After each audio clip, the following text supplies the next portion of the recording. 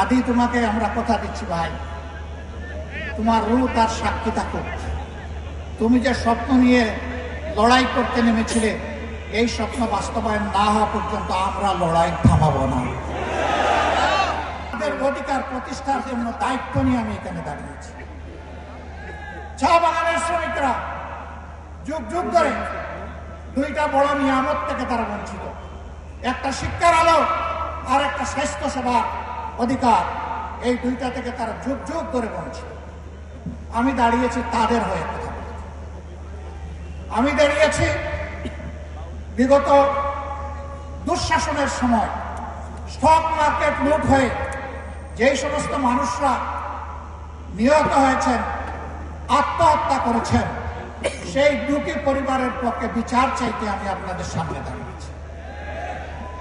প্রিয় দেশবাসী, আমি দাঁড়িয়েছি ব্যাংকগুলো লুট করে আজকে লক্ষ গ্রাহকের, কোটি গ্রাহকের টাকা যারা চুরি করে বিদেশে পালিয়েছে অথবা বর্তমানে কারাগারে আছে, তাদের কারণে আজকে যাদের জীবন তছনছ হয়ে গিয়েছে, আমি তাদের হয়ে আপনাদের সামনে দাঁড়িয়েছি। আমি দাঁড়িয়ে আছি ২৪-এর বিপ্লবীদের হয়ে। আজকে বিভিন্ন জায়গায় তাদের উপর অত্যাচার এখনো বন্ধ হয়নি। তার বাস্তব প্রমাণ শহীদ শরীফ উসমান ইবনে হাদি। তার কণ্ঠ ছিল আধিপত্যবাদের বিরুদ্ধে, কণ্ঠ ছিল চাঁদাবাজদের বিরুদ্ধে, কণ্ঠ ছিল দুর্নীতিবাজদের বিরুদ্ধে, কণ্ঠ ছিল যুবকদের প্রত্যাশার একটা বাংলাদেশ গড়ার পক্ষে। যারা তা চায় না তারা তাকে শেষ করে দিয়েছে, কিন্তু না, হাদি শেষ হয়ে যায়নি। হাদি একজন ছিল, এখন 18 কোটি হাদি তৈরি হয়েছে। 18 কোটি হাদি, 18 কোটি মানুষের অন্তরে হাদি এখন শ্রদ্ধার বিপ্লবের আসন সে দখল করে নিয়েছে। এই হাদির রক্ত থেকে এখন লক্ষ নয় কোটি হাদি তৈরি হয়েছে। হাদি তোমাকে আমরা কথা দিচ্ছি ভাই, তোমার রূহ তার সাক্ষী থাকুক।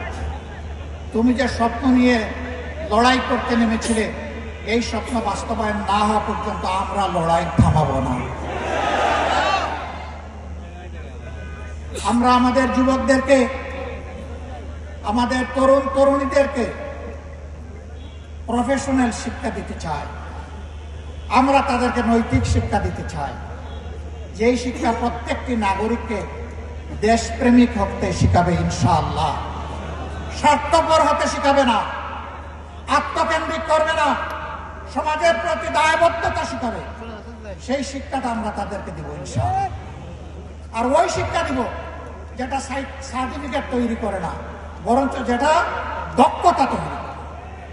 সেই দক্ষতার হাত ধরে তাদের হাতে বাংলাদেশ তুলে দেব। তাদের হাতে খয়রাতি কোনো অনুদান আমরা তুলে দিয়ে তাদেরকে অপমান করতে চাই না। আমাদের যুব সমাজকে আমরা সম্মানিত করতে চাই। তারা দেশ গড়ার কাজে অংশ নেবে আর বুক ফুলিয়ে বলবে, আমি কারো অনুদানে নয়, বরঞ্চ আমি আল্লাহর দেওয়া সামর্থ্য অনুযায়ী আমার দেশকে আমি দিয়ে চলেছি, অবদান অব্যাহত রাখবো। এই দেশ গড়ার আমিও একজন নাগরিক এবং একজন কারিগর।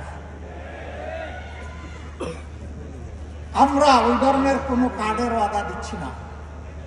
2000 টাকা দিয়ে একটা পরিবারের কোনো কিছু সমাধান হবে? আর আমার ভাই নাহিদ ইসলাম বলেছে তাতে আবার ভাগ বসিয়ে দেওয়া হবে। খাজনা আগে, তারপরে অন্যটা। 2000-এর 1000 আমার খাজনা, আমাকে আগে দাও, তারপরে তোমারটা তুমি বুঝে নাও।